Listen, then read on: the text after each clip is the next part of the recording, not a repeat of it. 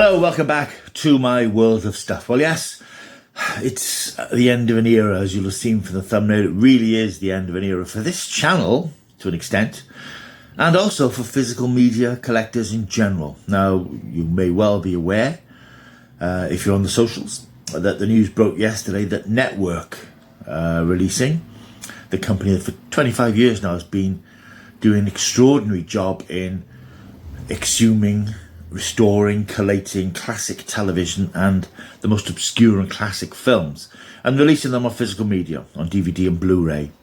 The news broke yesterday morning. There was concern yesterday that there was a problem with Network's website. It was suspended, and then later on the news was confirmed by people who associated with Network and know people in Network that in fact they've gone into liquidation. And that inevitably means that they're not able to carry on trading. They have to cease trading immediately. Liquidators, the accountants have come in, they will look at the assets and so on. Everything's frozen. So it's the end of Network. This is a body blow to physical media collectors like myself, because, as I mentioned, over 25 years, Network have done an extraordinary job in releasing stuff that would never have seen the light of day again on any medium, on TV, DVD or any format, because it was niche, very niche. And Network brought that stuff to public attention for people who are interested in seeing things like very obscure classic 30s and 40s films, long forgotten sitcoms, sketch shows, fantasy dramas, the number of old fantasy dramas that they managed to wrangle out of the archives of ITV and BBC, very often spruce them up into high definition releases, release them with extra material, booklets. They really cared about what they were doing. Network was founded by a chap called Tim Beddoes, who was the managing director of the company for many years. I had the pleasure of speaking to him, in fact, a few years back when they were closely involved with a Gerry Anderson related project. And Gerry Anderson's material was almost a core of what Network did. They had the rights to they had access to a number of classic Anderson shows. Not the big hitters, not Thunderbirds, but they had practically everything else. I think ITV are quite proprietorial towards Thunderbirds, but they had the rights to UFO, Space 1999, Stingray, Joe 90, and they've been releasing them and presenting them for the diehard Anderson fans who absolutely adore that stuff and have been lucky enough to see it in the best possible quality over the last few years. I spoke to Tim Beddoes a few years back, and I was talking to him, as I said, about an Anderson project. It was quite clear he was passionate about Network and what it does and the audience it caters for, and he was full of plans for the things they were going to do in the future. Tim Beddoes sadly passed away earlier this year, and I think even then a lot of people sort of concerned, would Network be able to keep going without his vision? And it transpires that sadly that's not the case. Now, I don't know what's happened. I don't know the intricate details. Obviously, if somebody goes into liquidation, it's a financial issue. There's a problem with funds and cash flow and so on. It seems quite similar to what happened with Eagle Moss last year, the Doctor Who figurine people. Same sort of thing happened. They crashed and burned. Their material has now been eking out through various sources. But thinking about it last night, it's just struck me that it is an end of an era, because Network catered for true aficionados of cult entertainment, whether it's science fiction, horror, fantasy, or just really obscure, forgotten films that would never have been seen again if Network hadn't brought them out. I don't know how well these things sold, and they must have had a core audience because they kept on bringing out the most bizarre things. If you looked at the list of stuff that they had on their site, films that you'd never heard of, that you'd think, well, who would want to see this again? But why shouldn't these things be made available? And this is stuff that streamers would never touch with a barge pole, because they wouldn't be interested in 1940s British light comedy or police drama or something, because there's no currency in it to attract subscribers. And of course, streaming services are all about attracting and keeping subscribers, which is why they generate so much new content all the time, and why so much of the content comes and goes. You have a series or two or something, then it goes because there's something new coming along to attract new subscribers. But that's a whole other issue. So Network had a very, very specific corner of the marketplace, which is now no longer catered for. There are people like myself And much as I embrace streaming and I enjoy streaming, there is something very special about holding a disc in a box that you bought and somebody's prepared and curated and lovingly put together for public enjoyment. And that's gone now, as far as network is concerned. They were the only ones doing this sort of stuff. There have been other companies over the years, Playback. They used to release a lot of archive stuff. I think they've long gone. I think Simply Media still going, and a few others. But networks certainly released the greatest volume of stuff. And up until fairly recently, they were still trading. They've had some new titles out fairly recently, re-releases of old things. They were championing, if you pardon the pun, a upcoming Blu-ray release of the classic ITC 1960s drama, The Baron, that was coming out on Blu-ray. But I think, looking back, I think you'll have noticed that they did seem to have a lot of sales. They were obviously trying to shift old stock. And fairly recently, I think up until week before last, they had a sale offering 35 or 30% off certain box sets. And I will put my hand up here and now and say that a lot of the stuff I bought from Network was bought in sales. Like everybody else, you know. Money is tight, funds, you got to watch what's going out of your pockets and your wallet.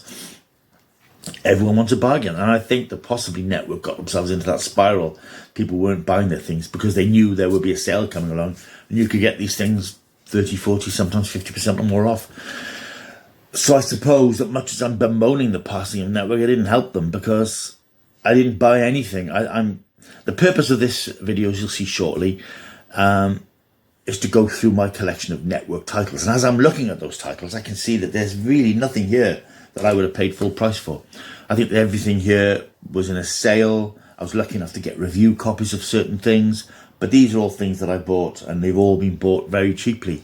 So consumers like me haven't helped Network stay afloat because we've waited for the deals. But it's what people do. It's what I do with new films and titles that come out. I wait for them to be reduced. You'll see in my next physical media update, there's 2 4K feature films I just picked up for 30 quid from HMV because the sale was there. It is hard, times are hard.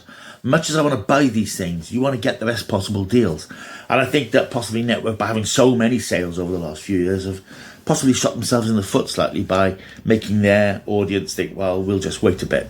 And that's possibly where the problem has arisen. So yeah, it is a great loss. It is a great loss after 25 years. It's a shame that they've gone so quickly after Tim Beddoes left, or passed away rather, because it was his vision and his baby. And it's a shame that it sort of faltered fairly soon after his passing. But I dare say the writing's been on the cards for some time. This sort of thing doesn't happen overnight. It builds and builds, and I'm sure Network did all they could. I suspect some of their sales more recently have been an attempt to get some cash flow going again by getting rid of old stock. But it is a shame. It is a shame because Network's range of releases were incredible, and the boss, a lot of it didn't necessarily appeal to me. It was great to see stuff out there that, as I said, wouldn't otherwise have been seen, and now won't be seen again. Network had a massive range of titles that presumably wants to stock from places like Amazon and Zavvi or whoever else stocks them. Once that's gone, it's gone. So a lot of these things I'll be showing you shortly are things that you won't be able to get for much longer. So that brings me to the point of this video then. I'm just going to run through the titles that I have bought or secured from Network over the years, and as I mentioned, most of them have been bought reduced prices because that's the way the world works. But it will give you an idea of the incredible range of stuff that they did, and certainly for me, important shows that I cherish and I'm so pleased to have on these formats. And I just feel sorry for future generations unless somebody picks up the mantle and carries on their good work and takes over some of their titles. These are shows that are now frozen as they are and will become unavailable. It's a shame. It is a shame. But physical media is a declining market, we're told, and that I suppose is also part of the misfortune that's hit Network and many other companies over the years. So what I'm going to do, with the help of a refreshing cold drink to ease my way, I'm going to go through the discs that I bought. A stack of DVDs, quite a few Blu-rays. It's not an extensive list, obviously. A lot of you out there may have a lot more titles than this. There are some films, which are on the shelf back there on Blu-ray. I'm focusing mainly on television because I think that's what network will be remembered for their work in preserving cult and archive TV. But they did a lot of Hammer horror films, quite obscure bits and pieces. I've got things like the Medusa Touch, a couple of Hammers that I bought fairly recently. I think Twins of Evil was one, and a Dr. Jekyll film. I think I might have showed you those in a previous physical media update. So without further ado, we will say farewell to Network. It's a shame. It's always a shame when these things happen so quickly because we didn't see this coming. But this next video will show you my collection and, as I said, the breadth and scale of the stuff that they released. Right, well, I spent an hour or so last night, this morning, just going through my DVD shelves, digging out network titles. I can't actually say this is all of them because I don't watch DVDs very often. And whilst they're up in my office space, they're not easily accessible. So I had to sort of contort myself into positions that my knees didn't really appreciate to try and dig some of these out. So there may well be one or two that I didn't manage to get out. But this is a pretty comprehensive list of the DVD releases that I have acquired from Network. The first one I'm going to show you then, this one came out in, well, in fact, I don't know when it came out, but 2006, in fact, from a 1976 ITV anthology series called Beasts, from Nigel Neal, the creator of Quatermass. This was a series of 6 hour-long supernatural thriller type mysteries. I'll stop humming. Which came out on ITV. I think they were shown on Friday nights. Creepy little horror stories with really good casts. Very intriguing stories. I think one of the best known ones is During Barty's Party, in which a couple are trapped in their home by a horde of rats. And we have baby, a mummified creature is found in the walls of a house. Buddy Boy, curiously, has a dolphin spirit return to haunt the living. Special offer, a poltergeist is loose in a supermarket. I watched that one a couple of years ago. It's quite well done. So it's 6 stories, probably a little creaky now by today's standards, but from the vivid imagination of Nigel Neal. And one thing Network did always do, they had really nice cover designs. If you look at the way this is put together, with the logo and the dramatic photographs, images from the episodes, and they always did things like this. There were program notes. It's a 2-disc set with program notes, which give you a little bit of background about the show. That's what Network did because they were exhuming these cult shows that people were interested in. They would go the whole mile and put together either special features or documentaries, new documentaries very often, and booklets, production booklets, where it wasn't possible to put together something visually. That's Beasts. These are in no particular order, as I said, they're just things I've grabbed off the shelves. This is the DVD set, and I've been meaning to pick up the Blu-ray set. The reason I haven't, or hadn't, is because it didn't seem to have many of the special features, which particularly a documentary which I was quite keen on. This is The Champions, which many of you may remember, a 1967 ITC series, an early superhero series in a way, about these 3 agents working for an organisation. I can't remember the name of now, what a shame. They are imbued with special powers after an operation goes wrong. They crash land in the Himalayas and they're rescued by an unknown tribe of Tibetan monks who imbue them with extraordinary powers. Super strength, agility, telepathy, things like that. It's not an in-your-face superhero show, created by Dennis Spooner, one of the great Imagineers of the 60s in Jerry Anderson shows and ITC shows, Doctor Who and so on. One series of 26 episodes, good fun episodes, a nice box set. As I said, the reason I haven't upgraded it to the Blu-ray release is because there is a documentary on here, The Making of the Champions, which reunites the cast for the first time in about 20 odd years. And that was a really nice documentary. I think you can see it on YouTube in bits and pieces, but I don't think that, I'm not sure that made it over to the Blu-ray. Correct me if I'm wrong, I may well be. But this is really nice little show, and again, really nicely designed, put together, with the discs all available, with their own separate covers. Very nice set for a classic and well-remembered series. This next one is one which I clearly picked up for a couple of quid in a sale. Never seen it, never watched it, and I probably will. It's the Goblin Simpson Playhouse, totally different to the Champions. A series of, 7 comedy plays, which I think were intended to be pilots for possible comedy series on their own. Written by Goblin Simpson, of course, who did classic comedy series, Hancock's Half Hour, Steptoe and Son, and so on. They wrote a series of pilot episodes featuring stars like Arthur Lowe, Leonard Rossiter, Warren Mitchell, Francis de la Tour, Richard Bryce, Roy Kinnear, in a series of one-off standalone plays. Not necessarily all intended to be pilots, but just one-off ideas that would just secure one episode. I bought this for a couple of quid at a sale a couple of years ago. It's just gone on my shelf unwatched. I will be watching it at some point because actually looking at it now, it looks quite interesting. More comedy. Another comedy series of the type we wouldn't get today because these sorts of comedies are out of fashion. This is the complete Get Some In. This is a series that ran, I'm thinking, early 70s. 5 series and a Christmas special. Starred the late great Tony Selby. This was set during the time of national service in the 1950s when young lads had to serve a period, I think 2 years, in army training. And this was a very funny series written by John Esmond and Bob Larby, who had also written things like The Good Life, Please Sir, and I think they did On the Buses.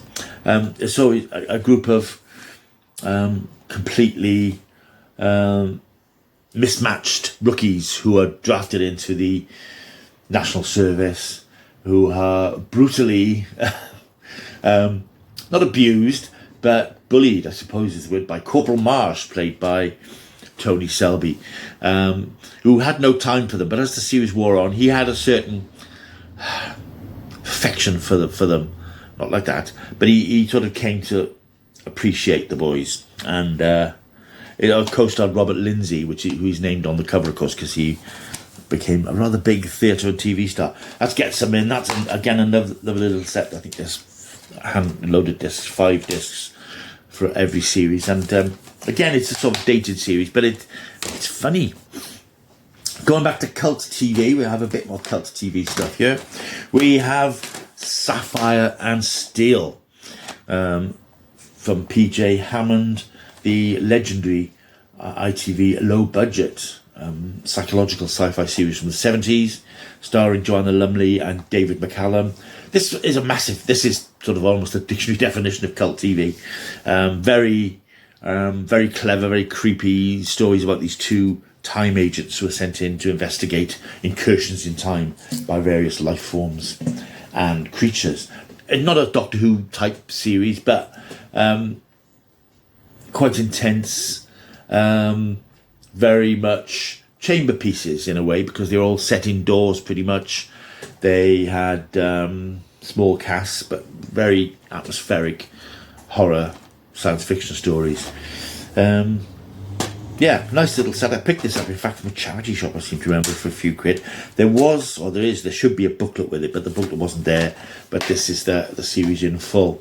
And a nice chunky little box set, Sapphire and Steel. Another cult series, which I'm glad I picked up in the most recent sale. It's called Skye. This is an ITV, or HTV in fact, children's series from 1970s, written by Bob Baker and Dave Martin of Doctor Who fame. Many people may remember this. You'll probably remember this as the one with an alien with glowing eyes. It's sort of an early ecological fable, really, about this character called Skye, who materialised on Earth, and he is befriended by a group of kids. He's being pursued by a villain called I can't remember the villain's name. Sorry about this. But it has an ecological theme. It's about the Earth's abuse of itself and the power of nature and so on. 7 episodes. Stars Mark Harrison, Stuart Locke, Jack Watson, who's quite a well-known character actor in the 70s. A nice, creepy little series. Again, it's of its time. It's got those early sort of creaky video effects. But narratively, it's it's very good. It's a really interesting series if you get the chance to pick it up. A bit more comedy now. So I said we are all over the place slightly. This is the second series of one of my favourite comedies of recent vintage, Count Arthur Strong, starring Steve Delaney and Rory Kinnear. Steve Delaney is the bumbling sort of music hall type comedian, very dithery, very absent-minded, and he's befriended by Rory Kinnear's character, who looks like a dwarf in this picture. It's just the way they framed it. He's researching a book on his father, a comedian who was a partner of Arthur in the early days, and they have a sort of a grudging friendship and admiration for one another. And this is written by the great Graham Linehan and directed by Graham Linehan. It ran for 3 series on the BBC. They're all now available from Network. I think they came out on BBC DVD originally, but Network certainly have series 2 and 3, and they're all available now on Amazon if you want to watch. This is a series I can go back to and watch again and again, because I love that sort of silly knockabout humour. A lot of comedy today is very edgy and very adult, and this just appeals to the inner child, I suppose. This is another comedy I remember very well, and again I must rewatch this. I picked this up in a sale a while ago. 2-disc box set of a series from the early 70s called The Top Secret Life of Edgar Briggs. This is one of the early series with David Jason. Of course, went on to phenomenal success as Del Boy and Only Fools and Horses, but I was aware of him for years, and he was doing lots of comedy shows that never quite broke him through. He did another series called Lucky Fella, and this was a sort of James Bond, Johnny English type spy parody. The inexplicable successes of Edgar Briggs, a clueless counter-espionage agent who inspires fear in the heart of enemy agents and sheer terror amongst his fellow colleagues. Again, it's a silly sort of knockabout comedy, but I remember watching this. I think there's possibly 13 episodes because there are 2 discs there. Yeah, it's a nice run of episodes. I think it was London Weekend Television who made this, and I remember watching this, and again I haven't seen this for years, and it is one that I need to have a look at some point because it was good fun. Top Secret Life of Edgar Briggs. This one is one, I know I mentioned this on one of my pickup videos a while back. Found this for £1 or so, I think, in a charity shop. It's called The Chain. This is a TV movie from, I'm thinking, 1984. Stars Warren Mitchell, Dennis Lawson, Phyllis Logan, David Troughton, Nigel Hawthorne, Billy Whitelaw. It's about a removal expert and a philosopher extraordinaire who schedules his removal men to undertake 7 different moves in one day, all of them interconnected. This is written by Jack Rosenthal, and it runs for 92 minutes, so it's like a TV movie, if you like, which I've never watched, so I picked it up. I bought it, I must admit, I bought it thinking I might get a couple of quid in CEX. Turned out it wasn't worth what I paid for it, so I kept it in the collection. And yeah, I'm going to have a look at this at some point because it does look quite good. Back to Cult TV! This is a particular favourite of mine. This is a series that sadly doesn't exist in its entirety, but Network, several years ago, released, in fact 2007, the 3rd and final series of Ace of Wands. This is another one of ITV's answers to Doctor Who that they created in the 70s. Others were things like Tomorrow People, Time Slip, which we'll come to shortly. This was a very good series, which was very underrated, and sadly only ran for 3 years. The first 2 series, frustratingly, don't exist in the archives. Season 3 does. It stars Michael Mackenzie as a stage magician called Tarot. He seems to have telepathic powers and certain abilities. He's not a Superman, he's not a superhero, but he and his assistants who are in this are brother and sisters, played by Petra Markham as Mickey and Roy Holder as Chaz. They're sort of market holders, stall holders in a market. In the first story, they come into contact with Tarot. They become his Doctor Who-like assistants, and they join him on various slightly surreal, quirky fantasy adventures. It sort of drifted in and out of science fiction occasionally, particularly the last story in the series, but they were always odd, quirky, sort of weird adventures. Very underrated series. Very glad to see the 3rd series released. It's a shame the first 2 series aren't out. And this again, I think actually I was so keen to see this, I believe that I bought this at full price when it came out, because it was a series that I really wanted to see. Again, you can see a number of discs inside and a really nice big production booklet. Runs to nearly 100 pages, with lots of photographs and bits and pieces about the show. Yeah, excellent. And as a side issue, I must mention, during the pandemic, I was lucky enough to be able to talk to Michael Mackenzie, who starred in Ace of Wands, and did an interview with him over Zoom. I then subsequently wrote up the interview, and I wrote up a feature which I sent to a genre magazine, and they haven't printed it because they can't find any photographs from it. I know the editor did say he was going to contact Network to see if he could get photographs from me. He never did, or at least nothing ever happened, and of course he won't be able to now. So the interview and feature just sort of sitting in limbo, so I'm hoping that at some point I might be able to press him to get it published. If that happens, I will let you know. Yeah, I'm going to stick with fantasy and genre TV and put the comedy on a back burner for a moment. Excuse me, that was my can. Yeah, a bit more children's TV from the 70s. This is an absolute must-own as far as I'm concerned. One of my favourite TV shows of all time. This is Time Slip, the legendary complete 26-episode series from ATV that was shown in 1970-71.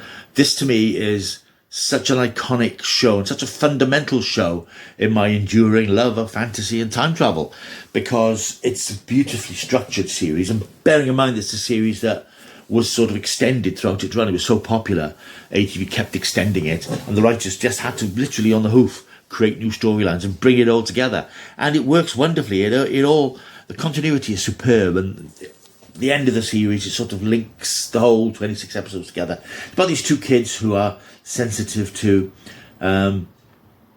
past events and potential future events, and they can travel through a hole in time, which is represented by a hole in this fencing near an old abandoned World War II military base. Just a magnificent series. I never stop championing this series.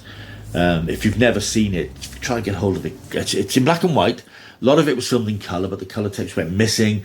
Then halfway through production, ITV had a strike of their technicians, so a lot had to be filmed in black and white. There's only one colour episode, but that doesn't matter. I think it's nicely restored. It looks really good on this DVD from Network. Also came at the time with a very nice souvenir book detailing the creation of the programme. It's all text. I don't think there's any photographs in it, but it's a really nice... the definitive version, and it had special features, a feature-length documentary, Behind the Barrier, which was actually a fan-produced documentary which Network managed to secure the rights to, a mini episode, the exclusive book, cast return to location. So it's a must-have TV series for anybody truly interested in cult TV. And just looking, it's such a really nicely put together set. It's such a shame. So if you're able to track down this, Amazon, eBay, whatever, you won't be disappointed if you love cult TV. This series is called Tightrope, written by Victor Pemberton, who's involved with Doctor Who and Time Slip, in fact, and stars Spencer Banks, who went on from Time Slip to this series, which was a 13-part espionage, sort of junior espionage thriller, starring Spencer Banks as Martin Clifford, who gets involved with... paranoia of the Cold War, conspiracies, all in black and white. Unfortunately, it can only exist in black and white. And this was re-released last month by Network. This is the original release that came out. It's just been re-released with a new box. You can't get it now unless it's on Amazon. So frustrating. 2-disc set, again, really nicely presented. Worth seeing if you like. It's not a science fiction show, but it's a good example of that sort of TV from that sort of era. Time Slip. Tightrope. Then we go to the last of the DVDs, and this is just a run of comedies.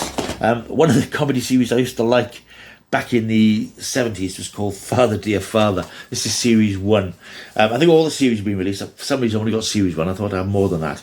This is a series starring the late Patrick Cargill as a divorcee who has to look after his 2 daughters.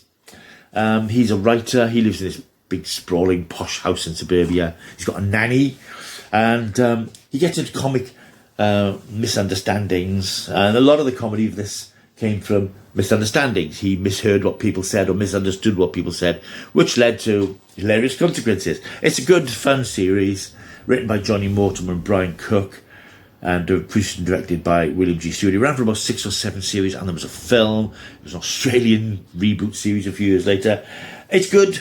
It's that sort of innuendo, the slightly saucy comedy that you used to have in the 70s with things like Man About the House and George and Mildred, where it was suggestive rather than the in-your-face sort of effing and jeffing you get these days. And all the funnier for it. As Father Dear Father Series 1. Good fun. 3 more, bit more comedy. The 3 series that were made of comedy called Is It Legal? This was a series, if I remember, started on ITV, and I think it moved over to BBC after it was axed after the first series. It's set in a solicitor's office. Stars Imelda Staunton, Patrick Barlow, Kate Is it was written by Simon Nye, who did Men Behaving Badly, and in fact Men Behaving Badly suffered a similar fate in that it was dumped by ITV and then BBC made it a massive hit. 3 series, 6 episodes each. Again, really good, very witty. Again, that sort of innuendo-ish comedy, but a very funny series about this sort of struggling solicitor's office, high street solicitor's office. Very funny. And final comedy one, certainly in terms of the DVDs, The Complete Adrian Mole. Again, I picked this up not long ago, I think in a sale. This stars Gian Sammarco, Judy Walter, Stephen Moore, Beryl Reid, Bill Fraser. This is based on Sue Townsend's phenomenal 1980s best-selling books, purporting to tell the story of the life and times of young Adrian Mole, battling with the vagaries of adulthood, growing up, family disharmony. His parents were always at each other's throats, and just finding his own way in the world. Very funny, cute little series. The books obviously are better because they're you get your own version of the stories and characters. But this is a nice film series. I think it was directed by Peter Sasdy. I think he did a lot of Hammer horror films as well. A lot of films over the years. Really fun series. So I was quite pleased to pick that up. That's the DVDs. Now, as I said, it's not a comprehensive list. I think there are probably more lurking away in the shelves.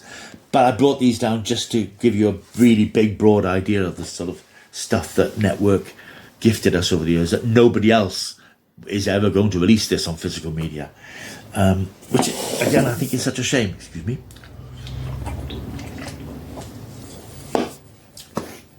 Now over to the Blu-rays. Not as many Blu-rays, but again, these are all the TV ones. There are some films on the shelves, but I'm just going through the DVDs, Blu-rays, the TV stuff. This is what I'm so glad I've got. I sent a review disc of this, and eventually managed to get hold, again in a sale. And this actually sold out very quickly. Then they had it back in stock, and I think did so well, it actually went into the DVD Blu-ray charts or whatever, which was a rare sort of crossover for Network. This is The Woman in Black. This is the 1989 ITV. In fact, I think this was shown on Christmas.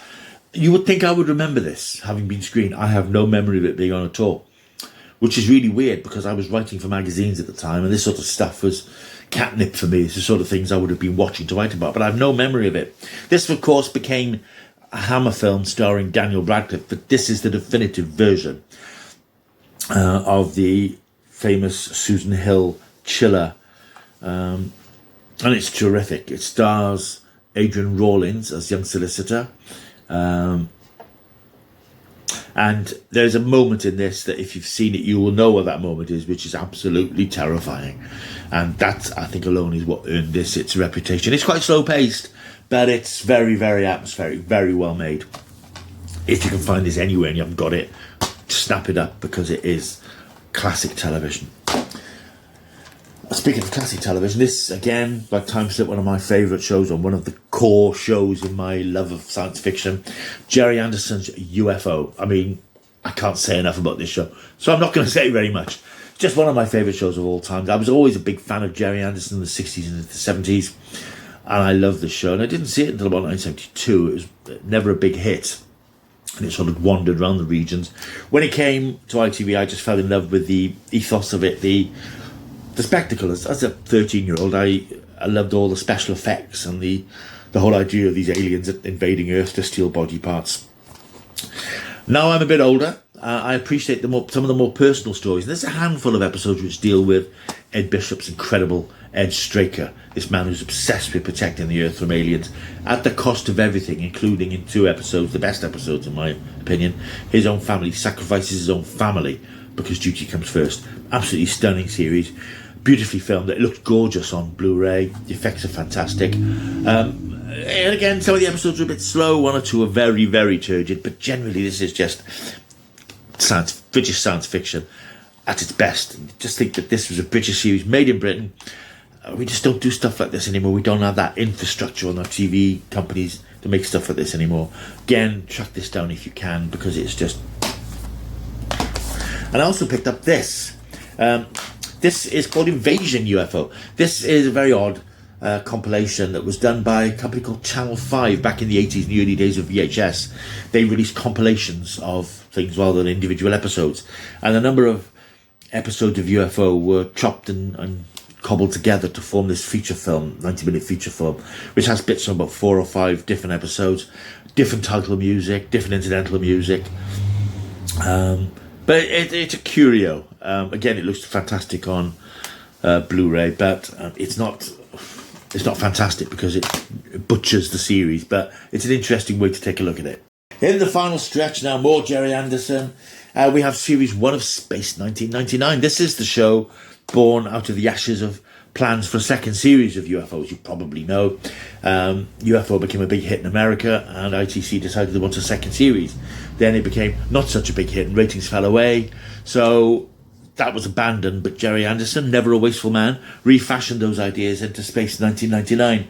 An inferior show, I have to say, but it has its moments. This is season 1. Yeah, this is season 1. Again, it comes with a very nice booklet, all the discs. I've only got season 1 because season 2 is crap, basically. Season 2, there was a massive change in behind-the-scenes personnel. There was a new producer, Fred Freeberger, who refashioned the show. Space 99 is a bit ponderous, it's a bit pretentious and pretentious, but at its heart, it's an attempt at a proper, serious sort of science fiction series, albeit the idea is completely ludicrous, of the moon blown out of orbit and wandering around space like a spaceship. But the second series became childish. Monsters, characters were abandoned. The second series isn't worth it, but the first series is, and I picked this up in a sale not long ago. I've had this a couple of times and sold it, and when I saw it for about 13-14 quid on Blu-ray, I thought, I'm going to have it now. And again, now that Network's gone, I'm glad I did that. Space 1999. I should also incidentally have mentioned UFO, when it came out, came with a really big chunky doorstop book, which is actually upstairs on my bookshelf because it doesn't really fit in with the disc set. But and again, it's what Network did with their shows. These I showed you in a Blu-ray hunting physical media video a few months ago as part of my pickups from the Network sale. This is the entire Randall and Hopkirk Deceased series on individual discs. And I suppose that when these were on sale in Network, that should have been a red flag that something was wrong, because these were dirt cheap. Some of these were 2-3 quid. They were obviously just getting rid of stock that was just sitting on the shelves. And perhaps we should have thought, is there a problem in Network? But companies do that. Old material, they just want to get rid of it. But clearly they were struggling at that point. This is Department S. It's another one of those ITC series from the 1960s that were hugely popular. I've also got this on DVD from Network. I didn't bring that downstairs, but that's got documentary, special features and so on. This is just the episodes. 26 episodes of this quirky little adventure series from the 60s with a group of agents for Department S, a shadowy Interpol department that specialises in the explicable and the illogical. So basically they investigated crimes, impossible crimes, bizarre events, things that couldn't happen but did. Nice little series, again written by the usual ITC crowd of Dennis Spooner, Monty Berman and so on. And I made a huge star briefly out of Peter Wingard, who passed away a few years ago, as Jason King, the louche and extravagant crime thriller writer who was an agent for Department S. Good fun series, but as I said, I've got the DVD set as well, but I picked up the Blu-ray quite cheap. And again, inside you just get a stack of discs with lovely colour design on the discs. Nearly there. Again, cult TV that we're just not going to see anywhere else. The complete series of The Prisoner. I mean, this is, talk about cult TV. Doesn't get cultier than this. Patrick McGowan's bizarre 1967 folly, maybe, masterpiece, about an agent who retires from an unidentified British Secret Service organisation. Having retired, he finds himself gassed when he gets home, wakes up in a mysterious Italianate village where he is a prisoner. He tries to get away, but he's blocked and trapped at every turn. Quite surreal. Doesn't make a lot of sense, and it's one of those shows that's been constantly debated ever since it was shown. People trying to work out, what was it all about? What was Patrick McGowan trying to say? I think basically he was just trying to rail against conformity and trying to say that don't be a prisoner, don't do what the man tells you to do. Be an individual, be a free man. I am not a number, I'm a free man. And of course, it ran for 17 episodes, and the final episode is complete. And that's the episode that people are always sort of dissecting and trying to make sense of. Patrick McGowan himself, who passed away years ago, never really talked much about the series or what it was about. But I think if you watch it, it's quite clearly his thing about conformity and, people shouldn't be prisoners, they should be free. Alongside that, there's this very interesting documentary by Chris Rodley.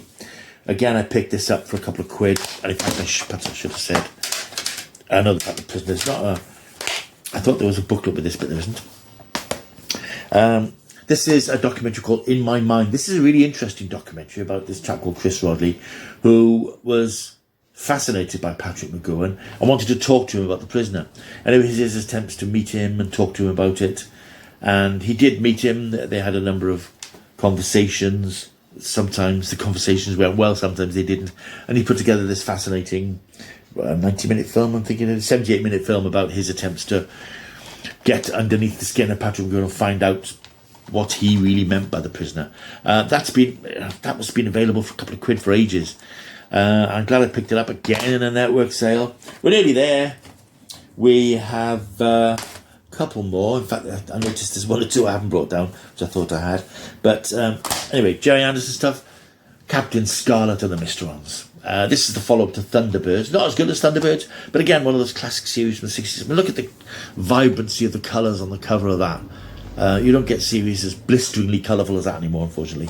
The story of Captain Scarlet and Spectron and their battle against the Mysterons, who's seeking revenge against the Earth for an attack on their city on Mars.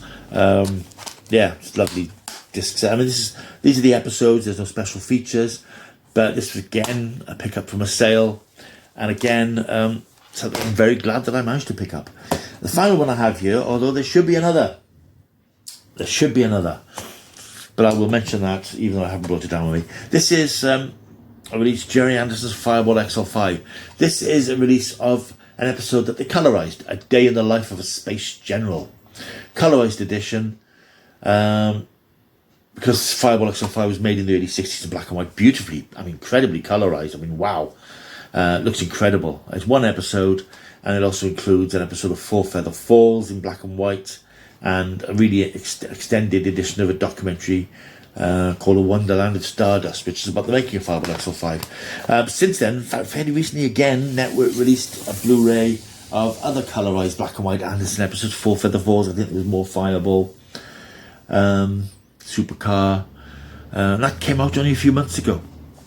The other disc I don't seem to have brought down with me, I thought I did, was called Filmed in Supermarionation. That's a documentary which was about the history of the Gerry Anderson Supermarionation shows. And that also had a secondary Blu-ray with selected episodes from Thunderbirds and Stingray on Blu-ray at the time for the first time. So there we are. That's my network collection. Probably 90% of it. There may be one or two I didn't manage to rescue and bring down. And as I said, there are some films as well. That's the network stuff that I have. And that's a fraction of the stuff they released over the 25 years. But it's the stuff that appealed to me, which is why obviously I picked them up.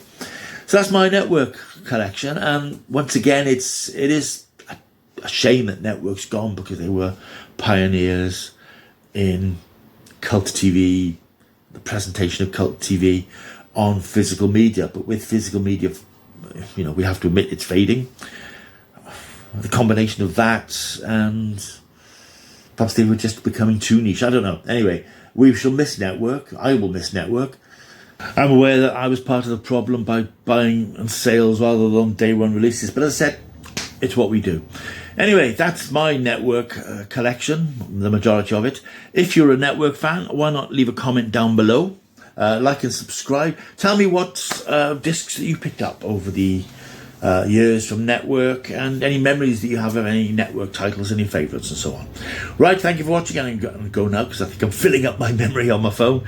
I will see you soon. Once again, we say farewell to network, and we thank them for the incredible work they've done over the years in preserving a lot of cult entertainment that we would never have seen again without their hard work. Right, thank you for watching. I'll see you soon. Until I do, keep taking the stuff.